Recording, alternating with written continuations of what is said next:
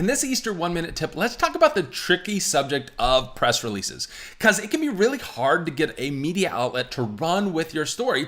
I want to give you some insight and ways to actually maybe make that happen. Number one, relationships. If you've been building relationships with local media outlets in your community, that can really help. So sometimes it helps to get the word out. If you've got like a Facebook group, like, hey, who do you guys know that either it works at a local media channel, runs a blog, has an article, whatever it is, look for personal relationships and then build on those personal relationships. Tip number two, do the hard work for them. Write a compelling piece and do a lot of the work for them. It also helps if you have pictures and video that they can run with, and it helps you to control your brand as well, because there's nothing worse than local media running with a story and then using photos or video that doesn't match whatsoever.